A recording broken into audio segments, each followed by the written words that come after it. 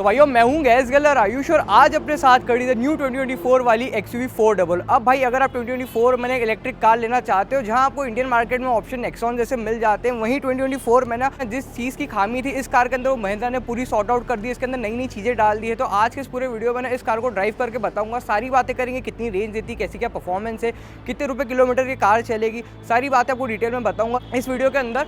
तो इसका बेसिक्स आपको वॉकआउट दे देता हूँ। भाई सबसे पहले ना इस गाड़ी की मैं आपको लेंथ बता देता हूँ। तो 4.2 मीटर्स की इसकी पूरी लेंथ हो जाती है। तो सेगमेंट में बात करिए तो 4.2 मीटर की इसकी लेंथ हो जाती है।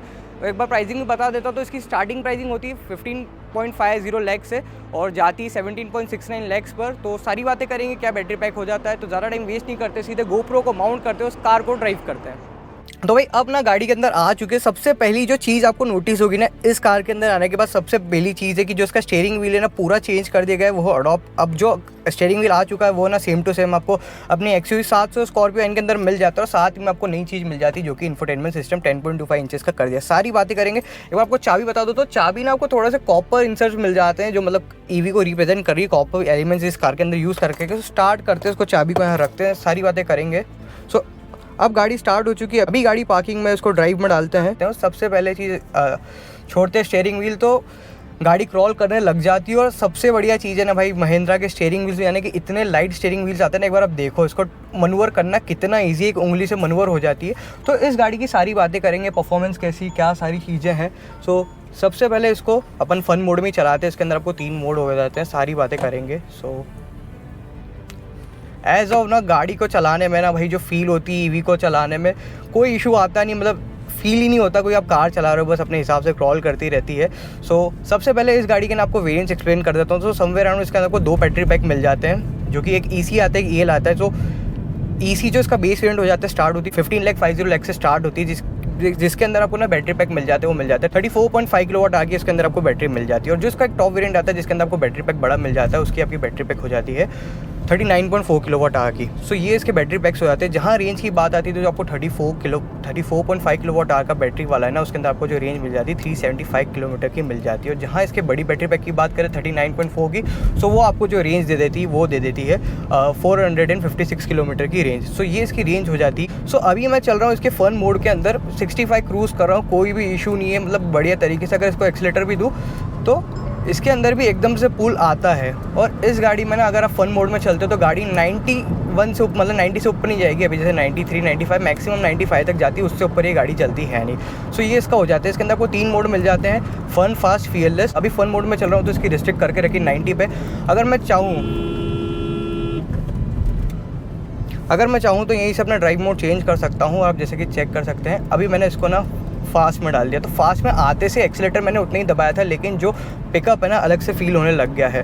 सो मैं आपको एक बार इस कार को लॉन्च करते हैं, लॉन्चिंग में कैसी क्या परफॉर्मेंस है वो सारी चीज़ें मैं आपको बता देता हूँ। सो ऐसे इसमें पुल करने में ना देखो पावर इतनी है कि आपको थोड़ा, अगर आपने पहली बार EV चला रहे हो ना तो उसके अंदर आपको थोड़ा सा ना पावर का अंदाज़ा नहीं होगा, क्योंकि बहुत नेक्स्ट लेवल तरीके से गाड़ी आती है। और हॉर्न का एक इशू है, ये देखो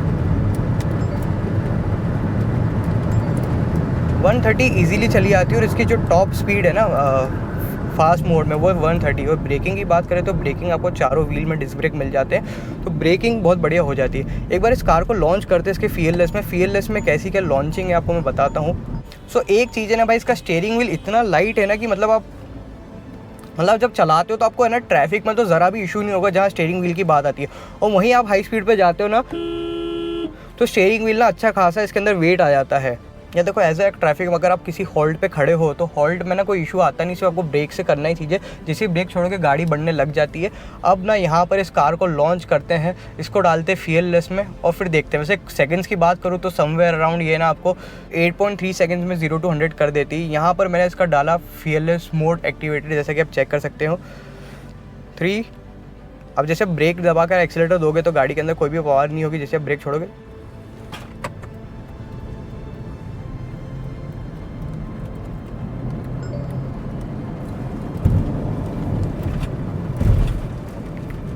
बहुत ज़्यादा क्विक है। सो इस चीज़ में ना अगर मैं आपको EV स्टेट्स बताऊँ तो आप जैसे कि चेक कर सकते हैं। अब जैसे मैंने इसको ना फीयरलेस में डाला 207 किलोमीटर की रेंज हो गई। अगर यहीं मैं फन में डाल दूँ तो इसकी रेंज है ना 249 यानी कि 250 किलोमीटर्स की हो गई। सो मेरा ये रिकमेंडेशन है कि अगर आप एफिशिएंसी के लिए चाहते हो यानी कि रेंज के लिए चाहते हो ना, तो इसको फ़न मोड में ही चलाओ, इसको फ़न मोड में ही चलाओ, कोई भी इशू नहीं, आपको रेंज अच्छी खासी दे देगी। और अगर मैं इस गाड़ी की बैटरी की वारंटी वगैरह की बात करूँ तो जो इसकी वारंटी हो जाती है वो हो जाती है 8 साल की, इसके अंदर आपको वारंटी मिल जाती है, साथ ही में 1,60,000 किलोमीटर्स की आपको मिल जाती है, जिसके अंदर इसकी जो बैटरी है ना, फ्लोर है ना, उसके ऊपर यूज़ करके रखी है। बाकी जो इसका ब्रेन है यानी कि जितनी भी चीज़ें मोटर वगैरह सब आपको हुड के अंदर मिल जाती है। सो ये चीज़ें हो जाती है। एज ऑफ पावर में कोई भी इशू आपको आता नहीं, बढ़िया इंस्टेंट पावर है, आप दो अच्छी खासी आपको एफिशिएंसी दे देती है। अब इसको ना आप कितने किलोमीटर के हिसाब से चलाओगे। सो इफ़ सपोज़ आप अगर इसके अंदर आपको 2 चार्जिंग ऑप्शंस मिल जाते हैं जो कंपनी की तरफ से आते हैं, नहीं कार के अंदर ही आते हैं। आप अगर वेरिएंट लेते हो जैसे इसका ईएल प्रो लेते हो तो उसके अंदर आपको जो मिल जाता है, एक मिलता है 3.2 किलोवाट आवर का चार्जर, जो कि आपने अपना 16 एम्पियर के चार्जर से भी, मतलब 16 एम्पियर के प्लग से भी आप उसको चार्ज कर सकते हो। और एक आता है 7.2 किलोवाट आवर का फास्ट चार्जर। सो अगर आप 3.2 किलोवाट आवर से करते हो तो आपको समवेयर अराउंड 11 से 12 घंटे में फुल चार्ज करेगा 0 to 100 गाड़ी। और अगर आपने उसका जो 7.2 किलोवाट आवर का फास्ट चार्जर लेते हो तो वो आपकी गाड़ी जो चार्ज कर देगा समवेयर अराउंड वो कर देगा 6 से 7 घंटे में। सो ये हो जाती है। अब मैं आपको बताता हूँ, जैसे सपोज़ ये गाड़ी है 39.4 किलोवाट आवर की, तो ये ना 40 यूनिट कंज्यूम करेगी। अगर आपने घर की बात करें तो 40 यूनिट में समवेयर अराउंड 10 रुपये के यूनिट के हिसाब से 400 रुपये की हो जाती है कंज्यूमेशन, मतलब कि एक फुल चार्ज करने में गाड़ी को 400 रुपये लगेंगे, जिसके अंदर ये गाड़ी समवेयर अराउंड को जो रियल वर्ल्ड देने वाली ना रेंज, तो अगर आप नेक्सॉन से कंपेयर करते हुए चलते हो कि आपको रेंज वो ज़्यादा देती है, उसका रीज़न है क्योंकि इस गाड़ी का ना वेट आ जाता है इस गाड़ी का 1600 kg, और जो नेक्सॉन है वो आपको मिल जाती है 1400 किलो की। तो उसकी वजह से ना आपको रेंज में थोड़ा सा अंतर आ जाता है, ऐसे कोई भी अंतर नहीं आता। तो जो मैं बात कर रहा था आपको कितने रुपए किलोमीटर में गाड़ी चलने वाली है, तो 400 रुपये आपकी हो जाती है फुल चार्ज करने की, जिसके अंदर ये रियल वर्ल्ड में समवेयर अराउंड 300 किलोमीटर्स देगी। और फिर आपकी ड्राइविंग स्टाइल के ऊपर अगर आप ज़्यादा अच्छे से चलाते हो, बेसिकली इसको ना फन मोड में चलाने का ही सबसे ज़्यादा फ़ायदा, क्योंकि उसके अंदर ही सबसे आपको रेंज देगी। सो अगर आप उसको ना 400 रुपये में चार्ज करते हो फुल और 300 की आपको रेंज देती है, तो समवेयर अराउंड 1.5 रुपये किलोमीटर के हिसाब से गाड़ी चलेगी। तो एफिशिएंसी वाइज आपको बहुत बढ़िया एफिशिएंसी मिल जाती है। अब जो इसके अंदर बिट्स चेंज कर, जैसे 10.25 इंचेस का इंफोटेनमेंट सिस्टम मिल जाता है, साथ ही में आपको वही बिट्स मिल जाता है। अगर आप इंडिकेटर देते हो तो सेम टू सेम आपको वही XUV 700 और साथ ही में स्कॉर्पियन वाली फीलिंग दे देती है। भाई ब्रेक बहुत बढ़िया है इस गाड़ी के अंदर। एक बार टर्निंग रेडियस की बात करो, ये देखना आप, इतना लाइट है कि कोई इशू आता ही नहीं है, कोई भी इशू नहीं आता, और अपनी जगह पे रीसेंटर तो इजीली हो जाता है, उसमें कोई इशू है नहीं। अब इसके अंदर ना एक रीजनरेटिव मोड भी आ जाता है। रीजनरेटिव मोड करता क्या कि जैसे यहाँ पे आप चेक कर सकते हो, यहाँ पे D लिखा हुआ है, तो इसको ना मैं सीधे बस पुश करूँगा तो यहाँ पे L मोड पे आ गया, जो कि रीजनरेटिव मोड है। अब रीजनरेटिव मोड में ना अधिकतर गाड़ियाँ क्या करती है, वो रीजन बहुत जल्दी करती है। बेसिकली ना ट्रैफिक के लिए यूज़ होता है रीजनरेटिव मोड। इसमें ना फ़ायदा ये होता है कि आप अगर ट्रैफिक में बम्पर टू बम्पर ट्रैफिक में चलते हो, तो जैसे मैं चल रहा हूँ गाड़ी, अब सपोज़ मैंने ना यहाँ आकर एक्सीलेटर मैंने छोड़ा, जैसे ना मैंने एक्सीलेटर छोड़ा तो गाड़ी ना डीएक्सीलेट करने लग जाती है, ब्रेकिंग अच्छी खासी तरीके से फील होने लग जाती है। सो ये ना एक पूरा अपने हॉल्ट पे आ जाती है। अब देखना दूसरी गाड़ियाँ हॉल्ट पे नहीं आती, लेकिन ये पूरी की पूरी अपनी हॉल्ट पे आ जाएगी।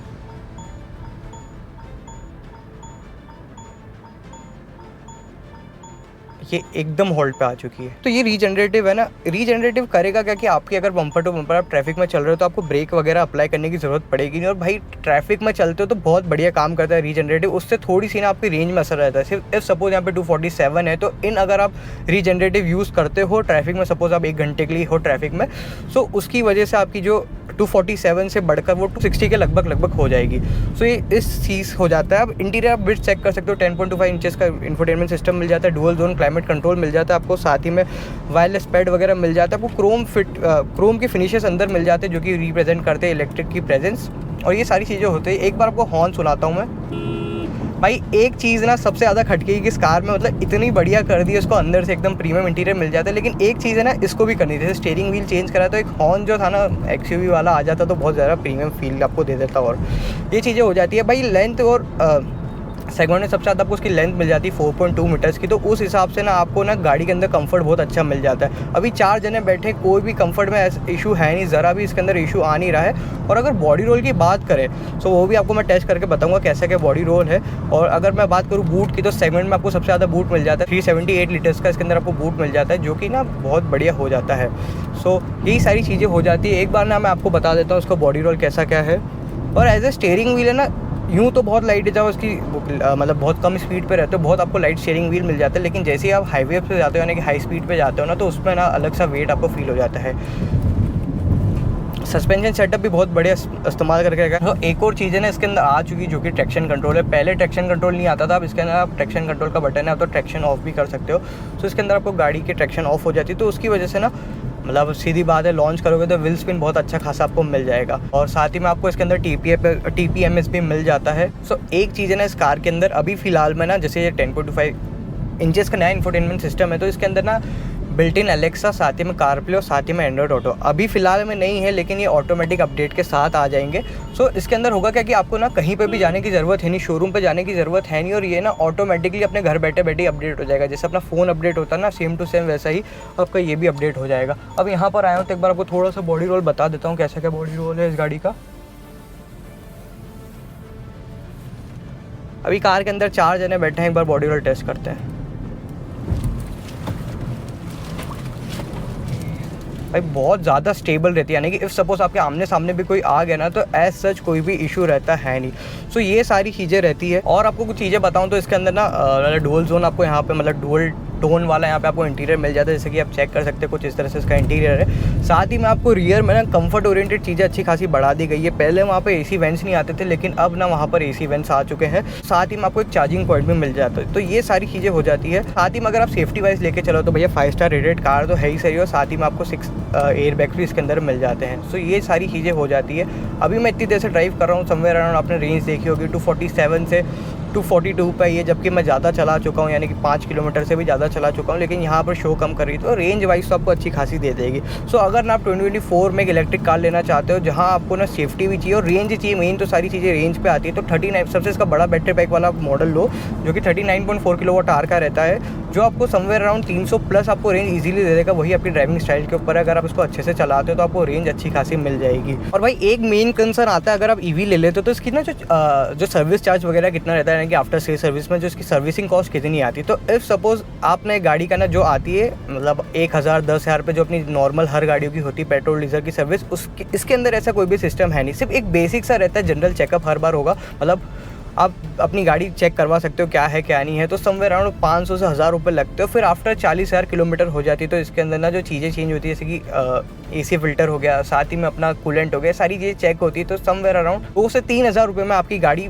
तब लेगी जब ये 40,000 किलोमीटर चल चुकी होगी। और एज सच अगर आप इसको जनरल जो चेकअप रहता है 1,000 10,000 20,000 पे, तो समवेयर आपको सिर्फ चेक करने के गाड़ी के 500 से 1000 रुपये देने पड़ेंगे। सो ये एक रहता है कि अगर आप लेते हो कि EV की सर्विसिंग कॉस्ट कितनी आती, तो इतनी सर्विसिंग कॉस्ट इस कार की आती है।